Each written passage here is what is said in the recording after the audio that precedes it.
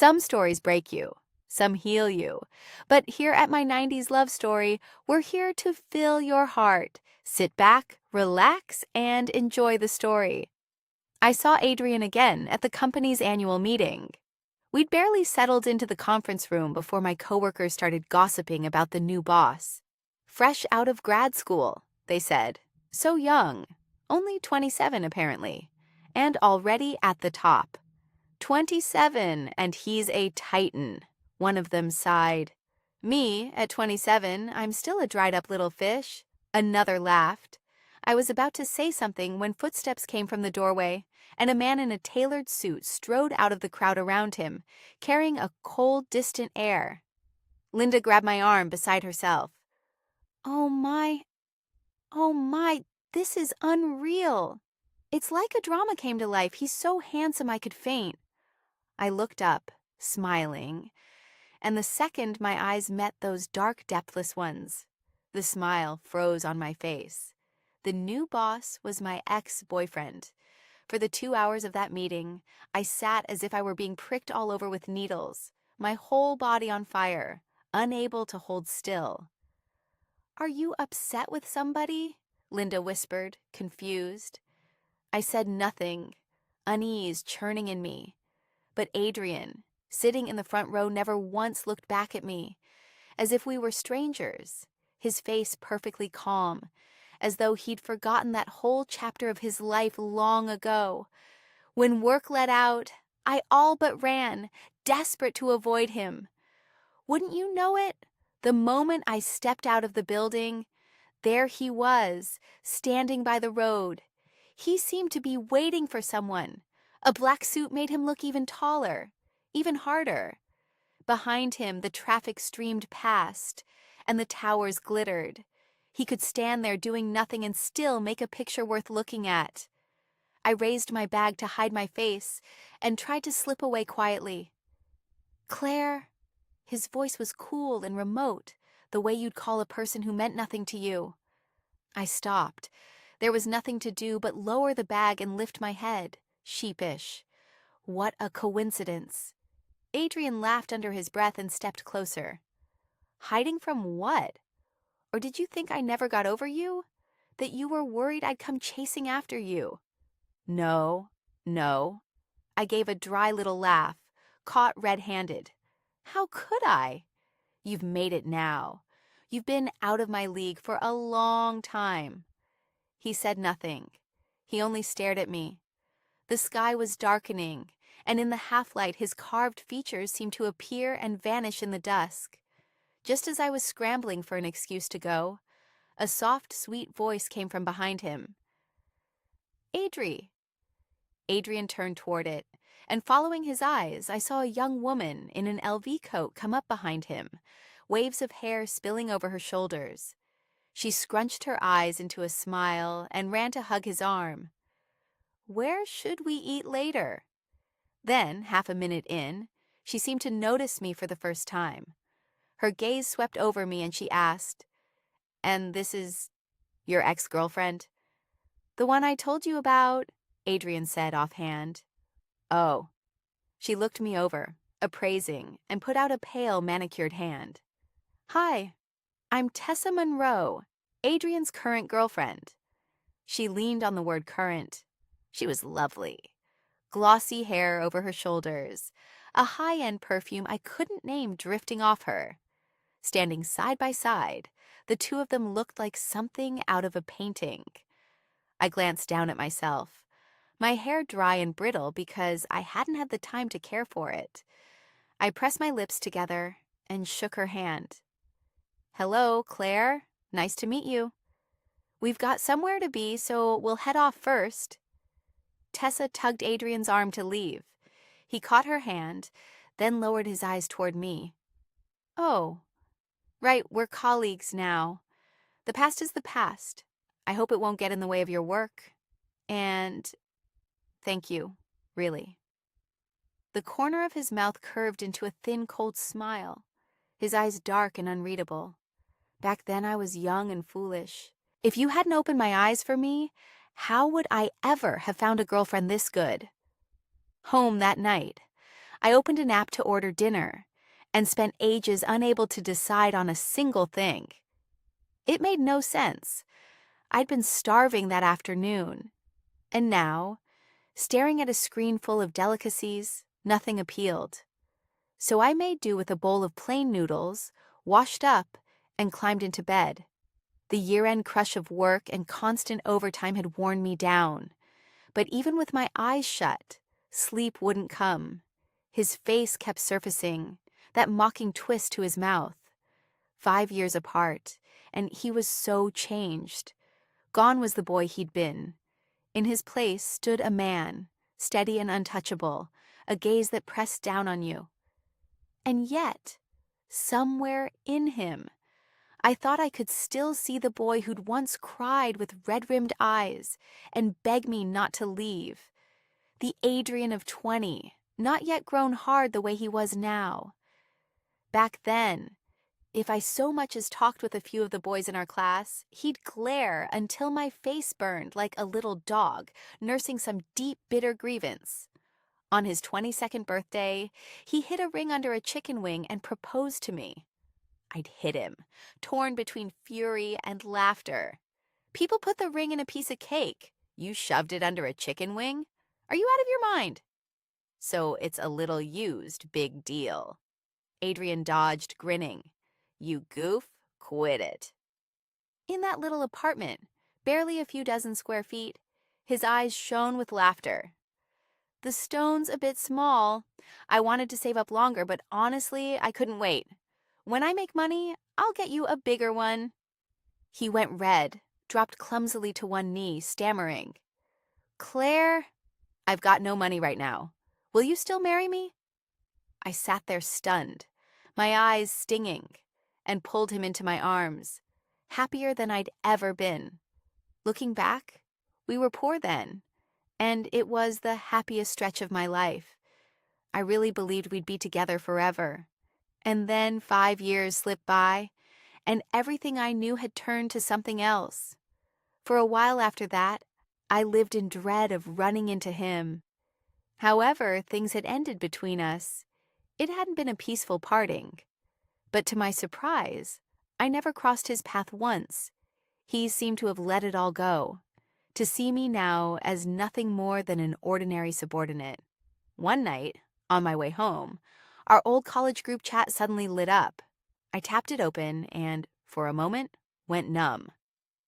This Friday I'm getting engaged. Everyone come celebrate. Adrian. Below it, a classmate who hadn't kept up wrote, Congrats, you and Claire have been together forever. You finally made it official. Took you long enough. Adrian replied, My girlfriend's name is Tessa Monroe. The chat went dead for a moment. Then messages rushed in to smooth over the awkwardness. Congrats, congrats. 100 years of happiness. Adrian let them talk and said nothing more. I didn't type anything. He wouldn't invite me. Of course he wouldn't. What man wants an ex he once fought bitterly with showing up on a day like that? And then, out of nowhere, my phone rang. I picked up. Hello? Who is this? The line was silent a beat, and then Adrian's low voice came through. Claire, are you coming to my engagement? I hadn't expected him to actually call. Reluctantly, I answered, I won't be coming. I wish you both a long and happy life together. Adrian laughed softly, and I couldn't read the feeling in it. You should come. I even owe you a thank you. Back then you woke me up. Without you, Claire, how would I be where I am today? I couldn't say why, but the longer he spoke, the more I felt something mournful in it. Something almost like hatred, held down and locked away. I've saved you a seat. Adrian's engagement was a grand affair. The whole fanciest hotel in the city booked out, pale roses everywhere, their scent stirring the heart. As I sat down at the table, I could feel the eyes cutting toward it. This table was all our old classmates, the ones who'd witnessed how gloriously, how completely Adrian and I had once been in love. Now he was engaged, and the woman beside him wasn't me. It really was like a movie. The stage was gorgeous. The hall hung with crystals said to have been flown in from abroad. Carpet underfoot, everything shimmering. All it lacked was a banner spelling out money and power in letters a foot high. Adrian truly wasn't the boy he used to be. A small, sour ache moved through me. Back then he'd proposed with a chip of a diamond so tiny you could barely see it. And now the stage decorations alone could have bought 100 rings. Through the sweep of the music, Adrian walked Tessa out to toast the guests. She wore a pale mermaid gown scattered with crystals, dazzling enough to stop your breath. The classmates couldn't stop praising her. The bride's so beautiful. Adrian, you lucky man. Prettier than a movie star. Where did you find her? Tessa's face was like a pear blossom. It's not about luck. She raised her glass toward me, a diamond the size of a pigeon's egg blazing on her hand, and smiled with meaning. If anything, I should thank Claire. If it weren't for her, the two of us might never have ended up together. The pointedness of it was plain. The people at the table weren't blind. They traded glances and went quiet. I forced a smile. Please, you two are a match made in heaven. Halfway through, I couldn't bear another minute of it, and got up to leave. Passing through the corridor, I ran straight into Adrian, still in his engagement suit, unbearably handsome. Something's come up, I have to head back first, I mumbled, and kept walking. He blocked my way. I stood there without lifting my head, and in that instant, his cool hand tilted my chin up. When he saw the redness rimming my eyes, he laughed, feigning surprise. You're crying? Something got in my eye. Dust. I answered without thinking and moved to go, but he caught my wrist. There was a spiteful pleasure in Adrian's face. Claire, seeing me get engaged, shouldn't you be glad? Didn't you wish me happiness back then? What are you crying for? Or is it that now I've made something of myself, you've started to regret it? I was cornered, wretched. He was perfectly at ease. The positions we'd held 5 years ago had flipped, and now it was the other way around. I looked at Adrian, and in that moment, I remembered the airport. 5 years back, he'd waited a long time for me there, and who arrived instead was a bodyguard his mother had sent. I walked out and stood beside her. Adrian, held back by both arms, stared at me in agony. Claire? His mother, in dark glasses, drew a check from her bag, wrote a string of numbers and handed it to me. Adrian's eyes were bloodshot. His lips moved, begging. Claire, don't take it. In that moment, how small he'd made himself. On his knees, weeping as he spoke. I'll earn so much money for you, I swear. Take it as me begging you. I'm begging you, Claire. Please don't leave me. I looked at him coldly and took the check, right there in front of him. We're not right for each other. I hope you'll be happy. His hand clamped around mine, his eyes gone cruel. A girl who only cares about money. You actually know how to feel hurt? Or is this some scheme of yours, and you think I'll go soft? Just as I was about to break, Tessa came up behind him. Audrey, we should go toast the elders. Adrian swept me one last cold look and left without another word. Tessa's eyes lingered on me, deep and pointed, a warning. Stay away from Adrian. Back at work, I ran into someone I'd never expected. Tessa set down her things and greeted the room. I'll be counting on all of you from now on. I wasn't surprised. I just kept my head down and went on working. She was Adrian's girlfriend. Of course, she could walk into a job here.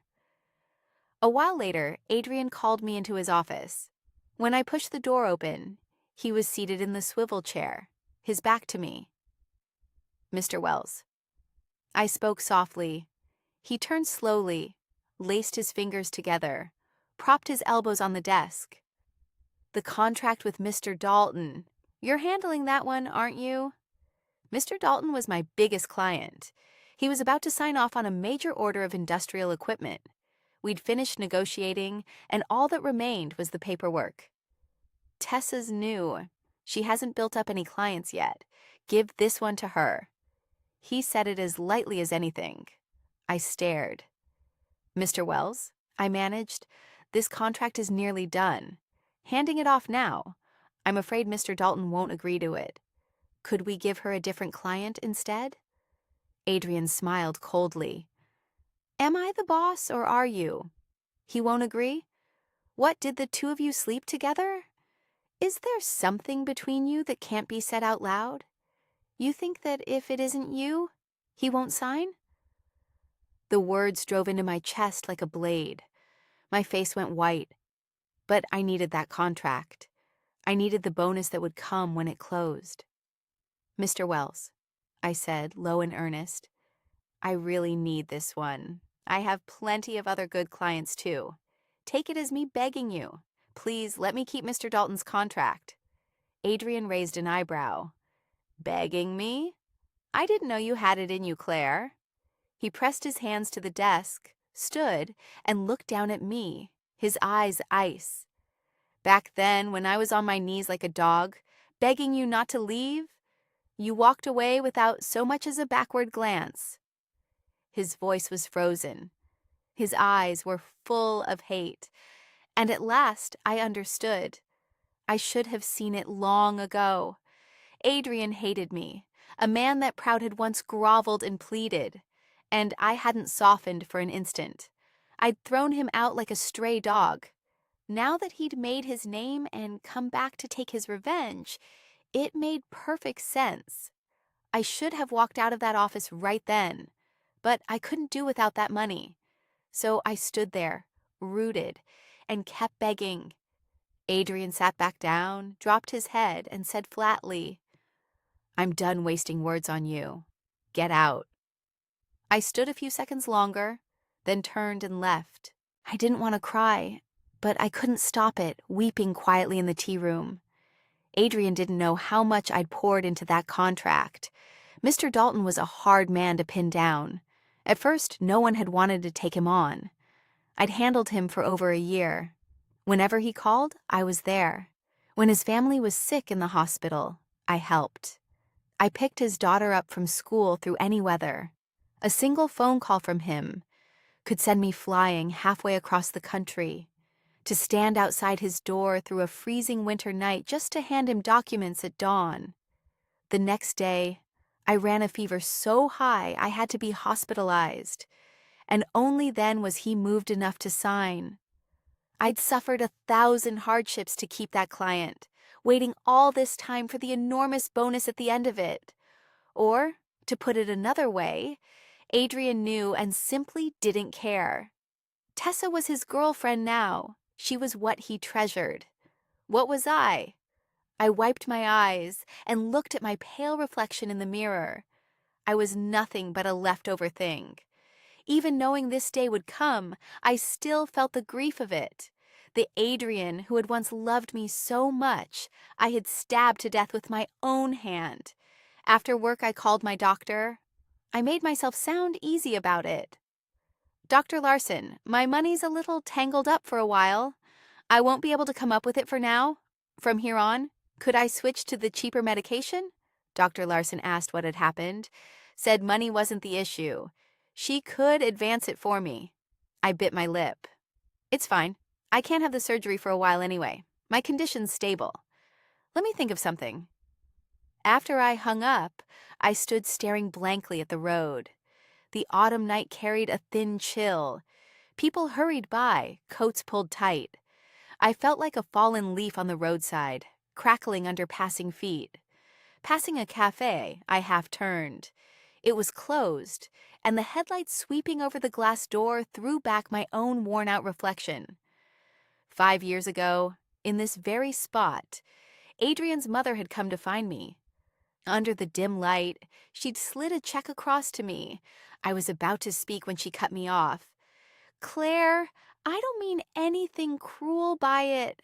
I'm not using money to force you away from my son.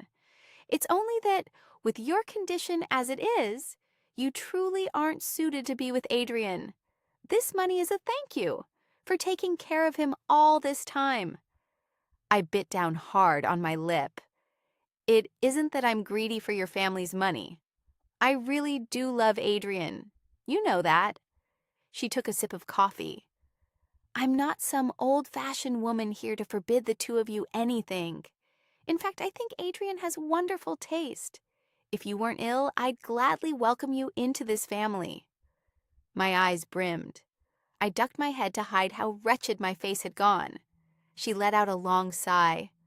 Don't hold it against me for being blunt about your illness. They say there's time.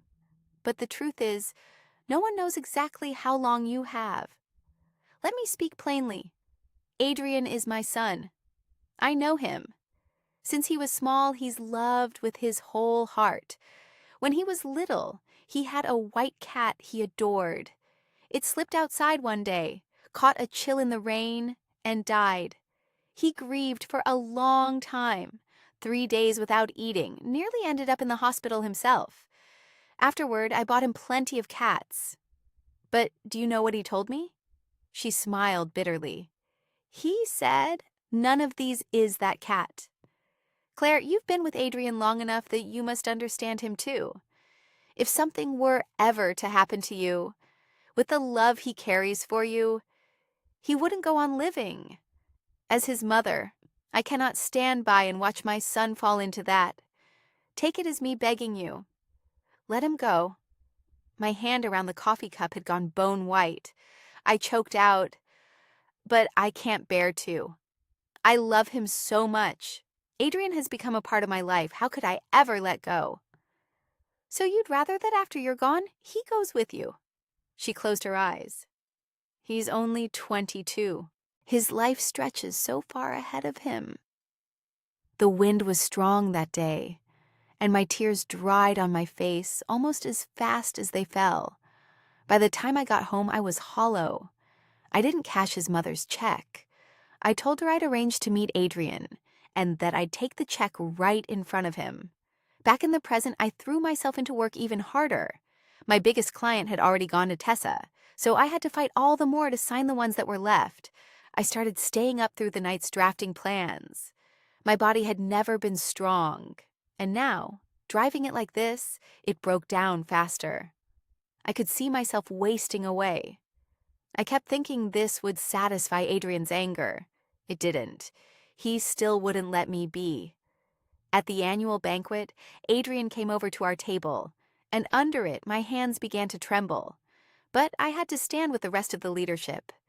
Tessa stood beside him in a long red dress that made her look all the more graceful, while I hadn't a drop of color in my face, thin to the bone. I hung my head, ashamed. Tessa raised her glass. Thank you all for your help these past months. I'll drink this one to the bottom. Adrian was about to drink when he caught sight of the cup of tea in my hand. Claire, you won't give Tessa the courtesy of a toast? My manager jumped in to explain. Claire's health isn't good. She really can't drink. Mr. Wells let me drink this one for her. And he downed his glass. But Adrian only smiled, cold and contemptuous. Was I talking to you? My manager went white and didn't dare say another word. Adrian stared at me. My girlfriend isn't worth even one toast from you? I made myself smile. I'm sorry, Mr. Wells, I truly can't drink. He cut me off. Why not? Do you have some terminal illness? I looked at his darkened face, dazed. It was strange. I'd already been so miserable, and yet somehow, hearing him say that, my heart felt pierced by 10,000 arrows, twisting in pain. My lips trembled. I couldn't get out a word. Adrian looked at me without a flicker of feeling. If you won't drink, then pack your things tomorrow and get out. Claire, you need money. You can choose. Everyone had gone silent. All eyes turned toward us. They could all sense how much Adrian prized Tessa, that over a single glass of wine he would not yield an inch. He pushed the full glass across to me. I looked at that brimming cup, reached out stiffly, took it, bowed my head, and drank it down in one breath. The sharp burn of the alcohol slid down my throat, and I choked, coughing until my face went red, coughing as if to bring up everything inside me. My frail body couldn't take a shock like that. My stomach seized with a pain so fierce, it was as if a hand had closed around it and squeezed. "See, you can drink after all. What was all the acting for?" Then Adrian stopped short, his eyes going wide. Long overwork and illness had drained me to nothing, and that glass was the last straw on the camel's back. I fainted into his utterly bewildered eyes, and the world in front of me went black. I came to at the sound of arguing. Forcing my eyes open, I saw Tessa saying loudly to Adrian, "She's just a gold digger, what's so special about her? That's enough. You've spent far too much of yourself on her." Adrian's voice was flat. "Tessa, remember our arrangement. You've crossed the line." Weakly, I broke in. "Could the two of you go argue outside?" The words were oil on the fire. Tessa spun to face me, teeth clenched. "You dumped him back then, and now you're clinging to him and won't let go? Claire, how do you have no shame at all?" I frowned. "Cling to him? And whether I dumped him or not is none of your business." Tessa's face went ashen, her voice cutting. "Do you have any idea how he's lived these years? Back then you threw him away for a little money. While he worked himself to the bone, where were you? When his mother died, and he handled the funeral all alone, where were you? When he drove himself so hard he nearly died and ended up in a hospital bed, where were you? I was the one at his side." Her eyes reddened, and I couldn't tell whether she was speaking to me or to Adrian. "How can you say a thing like that so lightly?" Adrian's face darkened. "That's enough." But Tessa had lost her composure. "What is so good about her? When she fainted just now, you were so frightened you carried her straight to the hospital. How long is it going to take you to forget her?" Only then did I notice Adrian, his clothes rumpled, his hair a mess. "Get out!" Adrian couldn't hold it anymore. He pointed at the door and roared. Tessa looked at him, wounded, then wiped her cheek, pressed a hand to her mouth, and walked out. "Happy now?" After a long silence, Adrian spoke. "Claire, are you thinking I'm like a dog? That no matter how I'm thrown away, I won't leave? That after all this time, I still can't let you go?" He lifted his head, bitter and unwilling. "You must be pleased with yourself." I only coughed twice, softly, and lowered my voice. "Adrian, once you're discharged, I'll hand in my resignation. We can't keep hurting each other like this. Let's make a clean break, in peace." A clean break, in peace. Adrian flared without warning, striding up to me, his face like a storm. If I hadn't been lying in a hospital bed, I think he'd have grabbed me by the collar. His eyes were bloodshot, his voice a snarl. "Let me tell you something, Claire. There's no such thing. When you threw me away, you should have foreseen a day like this." "What more do you want from me?" I laughed bitterly. "This isn't enough?" "It isn't. It will never be enough." Adrian flung down his jacket and stormed toward the door. And there he collided with Dr. Larson, hurrying in. She frowned. "What's happened now? A urinary infection and you went and drank alcohol? Last time a chill nearly killed you. How many times have I told you, you can only do light desk work? Why are you so reckless? Do you not want to live?" She was furious. My eyes went wide. Adrian stopped dead in the doorway. The air in the room seemed to freeze solid. Like a man who'd had his soul knocked out of him, he turned around. "What did you say?" His face was blank. "Aren't you Claire's boss?" Dr. Larson said, exasperated. "She didn't want to make trouble for the company, so she kept quiet. But the rest of you have no regard for anyone. A girl who works this well and she can't drink. So what? Why force it on her? You're gambling with a person's life. Do you understand that?" "Dr. Larson, please don't." I bit my lip. Adrian wasn't looking at her at all. He only stared at me as if I were a stranger. When Dr. Larson had finished scolding and gone, He came slowly to my bedside and, in a hushed voice, asked, "Since when?" I let out a breath. A secret hidden that long, and in the end there was no hiding it after all. But it was all right. Adrian had a new life now, a new girlfriend. Even if I died, it wouldn't weigh him down. The promise I'd made his mother that year, I'd kept it. I curved my lips into a smile and looked up at him. Right before you were going to take me and run away, the air seemed to stall. Adrian's voice began to shake. "So that's why you—" I shook my head. "I'm not that noble.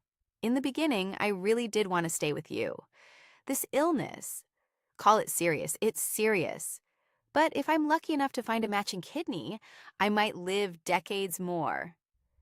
"Then why—" I bowed my head and laughed, bitter. "Your mother came to find me, right around the time you wanted us to run away together. She said that if I died, you wouldn't be able to keep living either. And I thought the same. It's enough that one of us is wretched. Why should I drag you down into it too?" Adrian said nothing. After a while, I looked up, uncertain, and found his eyes had gone red.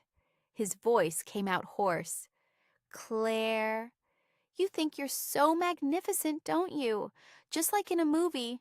You get sick, so you leave, telling yourself you're doing the right thing. What do you want me to do?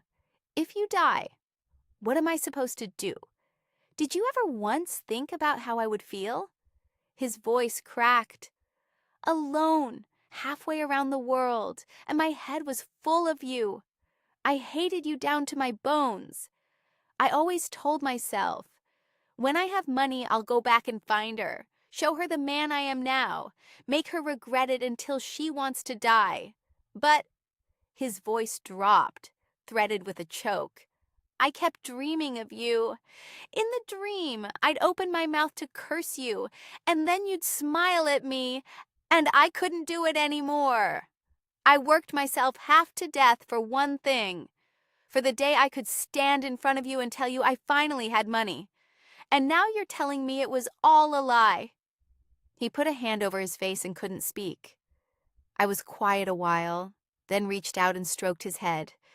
I could feel his body trembling faintly, and his hair wasn't smooth the way it used to be. It occurred to me that the old Adrian never went out without his hair combed back neatly. "It's all right now," I smiled. "You have a new life, someone new who loves you. Adrian, you're doing well, you're doing well. Just keep looking toward the future." Adrian lifted his head and glared at me, except his eyes were red, and it wasn't the least bit frightening. If anything, it was pitiful. "Stop talking nonsense," he bit out.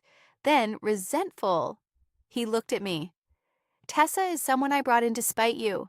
There's nothing between her and me." And with that, he turned away in a huff, refusing to look at me, probably feeling that saying it out loud was too humiliating. I sat there dazed, my heart aching sweetly. So he had no new girlfriend after all.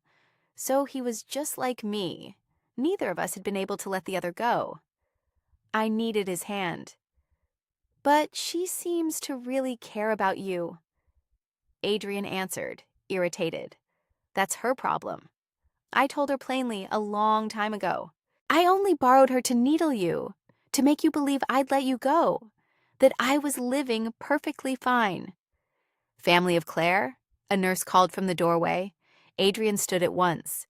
"Here." He hurried out.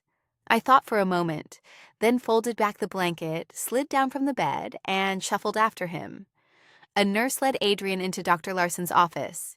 She frowned. "Aren't you Claire's boss?" Awkwardly, Adrian said, "I'm her boyfriend." "Where would Claire get a boyfriend?" Dr. Larson looked doubtful.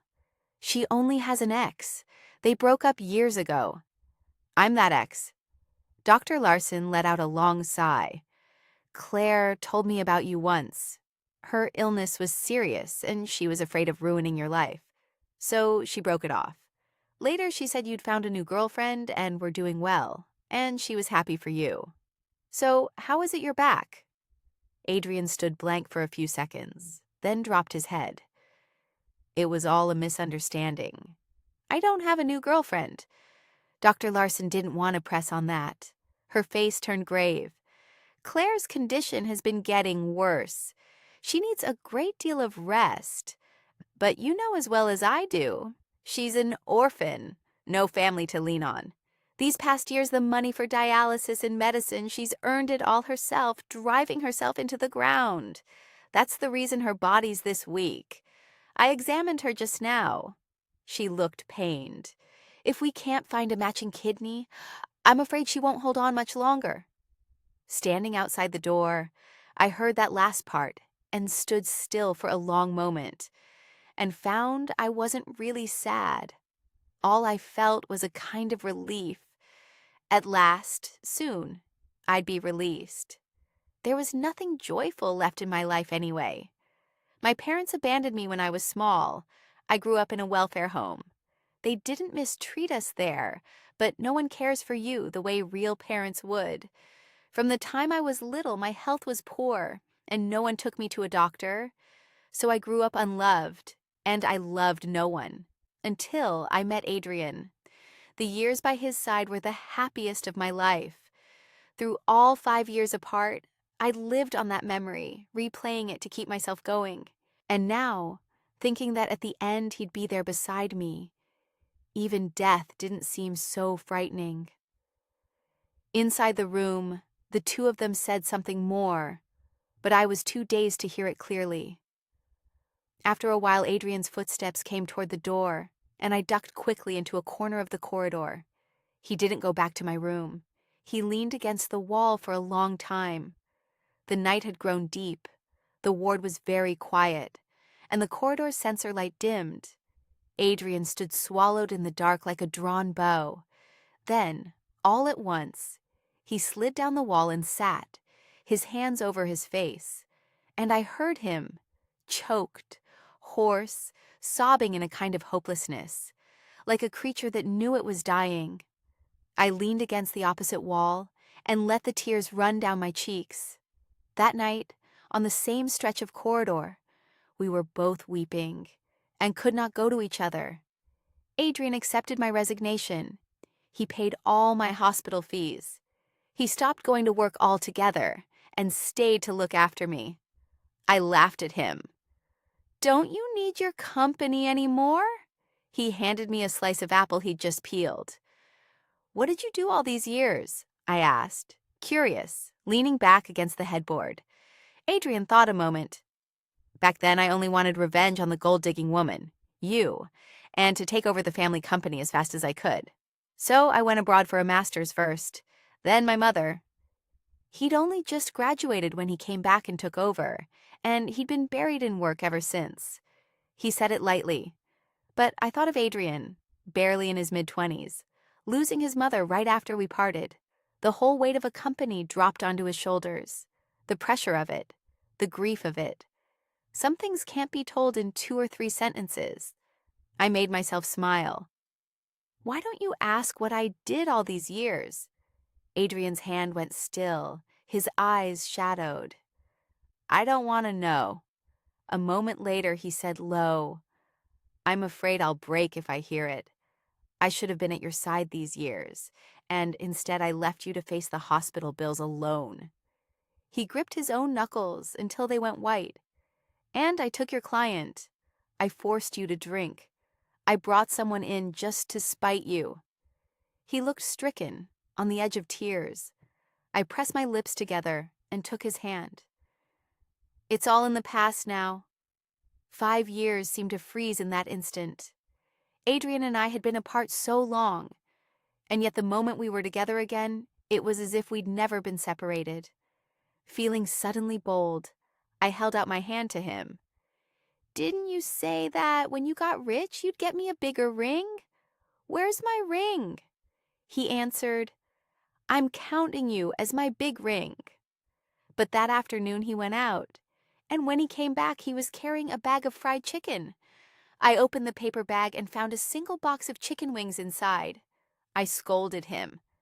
"Are you out of your mind? This gag again. And then he knelt on one knee and drew from his pocket a small blue velvet box with an angel stamped on the lid. He opened it. Inside was a diamond ring. Huge. I don't know how many carats. Whatever it was, everything about it announced that it was very, very expensive. Adrian flushed, a little tongue-tied.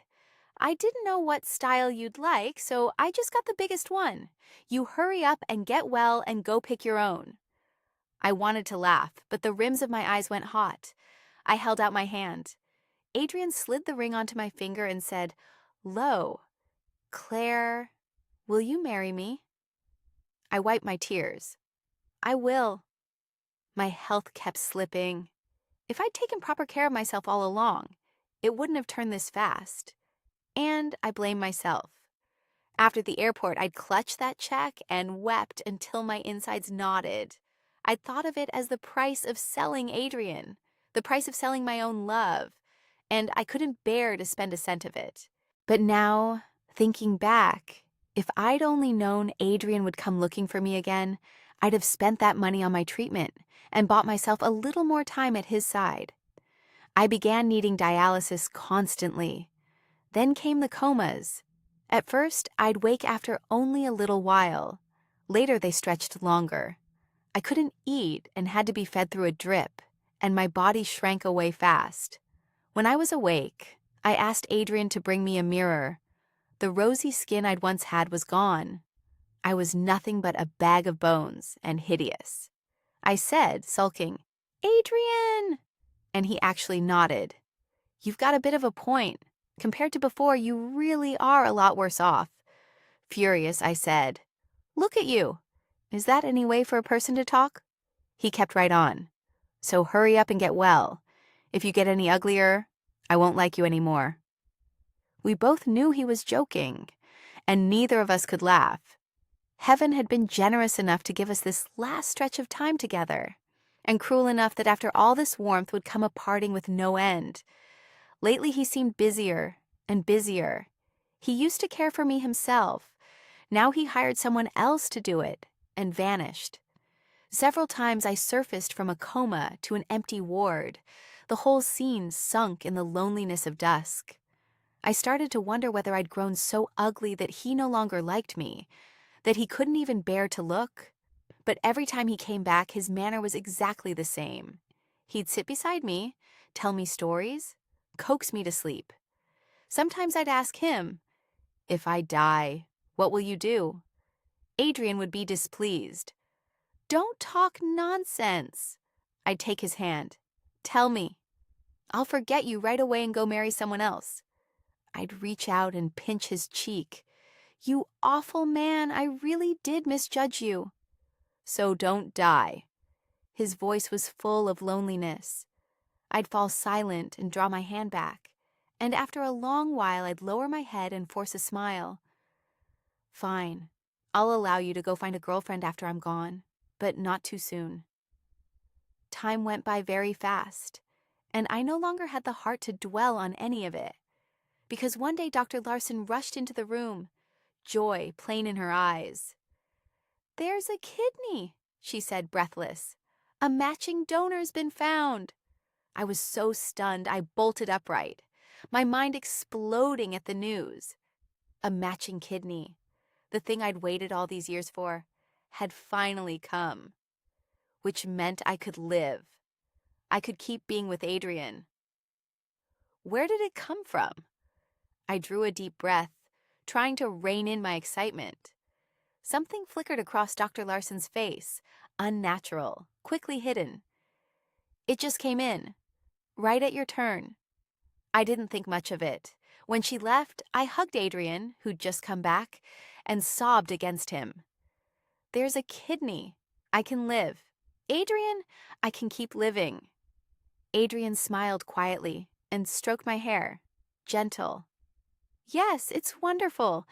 You get to live." My condition couldn't wait, so they scheduled the surgery urgently. The next day, I was wheeled into the operating room.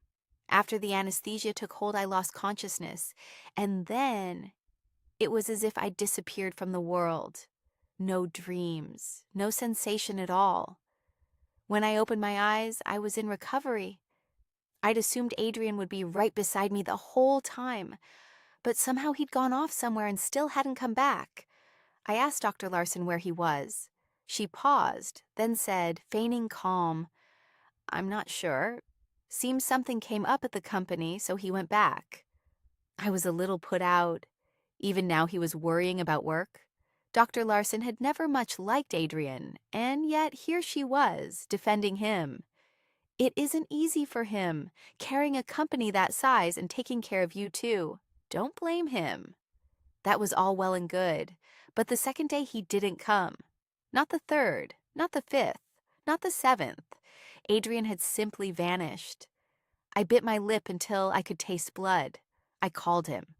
His voice sounded a little tired, but he was patient, gentle, comforting me. "The company's got an urgent bid. I've had to travel for a few days. Sorry you're lonely. Anything you need, tell the nurses or Dr. Larson. I'll be back in a few days." I hung up in silence, then shakily forced myself to stand. The nurse said, "Slow down, slow down. The doctor said to get out of bed carefully. Don't rush." I leaned on her arm and inched out into the corridor and pressed the call button. 2 seconds later, from the ward at the far end of the hall, a phone rang, faint and weak. I made my way toward it and stood at the door. From inside came Adrian's voice. "I told you I'd be back in a few days. You're so clingy." I said nothing, nearly in tears. "Hello? Hello? Why aren't you saying anything?" With a trembling hand, I pushed the door open. The room was thick with the smell of antiseptic. Adrian lay on the bed, phone in hand, in a patient's gown, an IV bag hanging over his head. Seeing me come in, he froze, then hurried to explain. "I didn't mean to trick you. I had appendicitis a few days ago. I didn't want you to worry." I cut him off, crying. "Where did the kidney really come from? Is it... I couldn't get the words out. They choked in my throat. "Is it yours?" Adrian went still and finally smiled, helpless. "What are you crying for?" I couldn't hold it in and wept hard. "Are you sick in the head? Do you have any idea what it means to lose a kidney?" "It's fine." "You had to be this stupid?" Adrian said, breezy. "Down the road I might not be able to do heavy labor, but I've got money. I was never going to be doing heavy labor anyway." I was crying too hard to speak clearly. "You're talking nonsense." He soothed me. "Don't cry. It's only one kidney. I've still got the other, haven't I? It's a good thing, even. You and I are a match made in heaven. Even our kidneys come as a pair." "But what will you do later?" I trembled, my fingers brushing his bloodless face. "Adrian? Well, with only one kidney left, no one out there's going to want to marry me now. So you'll just have to take responsibility for me." I was heartbroken, and he was still in the mood to joke. He laughed and took my hand. "Heaven brought me to you. I didn't dare hope for much. The odds were so small. But it turned out to be a match, like winning the lottery." Sunlight fell across his eyes, and they shone, brimming with a satisfied kind of joy. "Claire, you have no idea how happy I am. I get to save you. There's nothing better than that in this whole world." Adrian and I were discharged the same day. The first thing he did once we were out was drag me off to buy a ring. I pulled my hand back. "I already have a ring. What do we need more for?" Adrian frowned. "Today's Valentine's Day. Can't you be a little romantic? Come on, let me take you to buy a ring you actually like. This time, you pick it yourself." Only then did it dawn on me. Today was Valentine's Day. All these years, he'd never once given me a gift. Adrian took my hand. "This time I'm making it up to you, all of it." The streets were full of couples. It being Valentine's Day, everyone smiling, rose stalls on every corner, the traffic streaming by, the lights shimmering until even the color of the night felt romantic. A gust of wind blew across my face, faintly cold, and I looked up. Snowflakes were drifting down out of the whole sky, turned gold where the headlights caught them. I reached up and caught one in my hand. "You've already given me a gift," I said. Adrian looked puzzled. "What gift?" I said nothing. In my heart, quietly, I answered him. "Thank you for giving me a whole new life. From here on, at last, we can walk on side by side. Thank you all for listening.